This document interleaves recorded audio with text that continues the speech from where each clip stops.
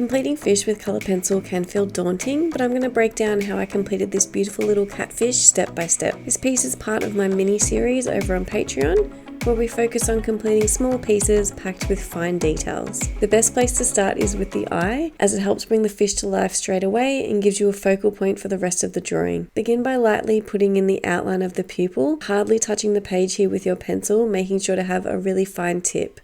Then begin layering your base layers, closely paying attention to the subtle shifts in tone around the iris. In the pupil, I'm going in with a little bit more dark sepia just to darken it up, going with some of the Prussian blue to make it a little bit darker, and then beginning to map out the darkest areas around the eye. This eye is quite complicated with the lighter sections running throughout, so make sure to pay close attention to your reference photo and keep your pencils nice and sharp to capture all of the tiny details. The right hand side of the eye is where the darkest values sit, and getting those light and dark tones correct is one of the most important parts of creating realism. Before we move on to anything else, we need to add the whiskers, or by the proper name, the bubbles, along the side of the face. To create these, we're going to use an embossing tool.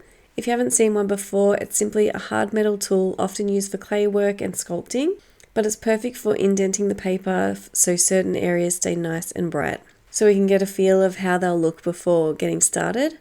Once you're ready, gently trace the outline of one whisker at a time with the embossing tool. Take your time during this stage. Clean, smooth lines will make a big difference in the final result. Even though some of the whiskers sit against the white of the paper, we'll still use cold greys around them to help define their shape. So it's important to emboss all of them before moving on. As the embossed lines are already in place, we can start adding some colour around the face. At the top of the head, there's a very light grey tone, so lightly apply some of the cold greys. We can judge later how dark this needs to be once more colour has been added. Around the mouth there are a couple of pink and orange tones, so begin building those up lightly before gradually darkening underneath the head using cold greys along with some ivory and burnt ochre. At this stage, you'll also begin going over some of the embossed lines.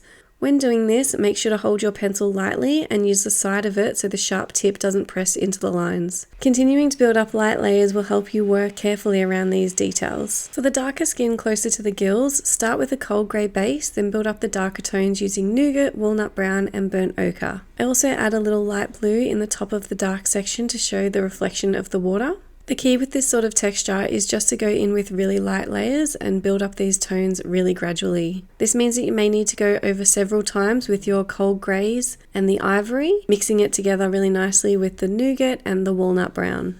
Next, we're going to complete the fins one at a time. Start with light cobalt turquoise, add some burnt sienna for the brown tones, and then darken them with the walnut brown. There are a few thin brown lines running through the blue section, so make sure to include those. Continue working through each fin, first adding the light cobalt blue at the very tip, then gradually darken with nougat and walnut brown. Wherever you see those darker lines, use walnut brown, still allowing some of the blue to show through in between. Completing sections like this is great practice because you're using the same colours and the same techniques repeatedly on different parts of the fish, helping you develop the texture. For the darkest sections of the fins, I'm also glazing in some blue to give them more depth and to create a subtle reflection of the water bouncing off the fish. But remember, if this is moving too fast for you, this is a full real-time tutorial over on Patreon. It's available for individual purchase or through a monthly membership, along with 70 other colour pencil tutorials. The link will be in the description. Moving on to the body of the fish, I'm starting with a base of cold grey 1. Towards the bottom, the tones become more yellow, so I'm using some ivory and gradually building up burnt ochre while adding these blue tones through the body. When working on the darker sections, pay close attention to your reference photo so you can accurately place the darker lines and preserve the gaps where the blue and ivory tones show through. Leaving these lighter and darker sections visible is what makes the fish look more realistic. Then I deepen some of the darkest areas with black, while still layering lighter blue tones over the top to create reflections from the water. Now that the entire fish is complete, to really highlight the whiskers and make them stand out, I'm going to go over them with a white waxy pencil using fairly firm pressure.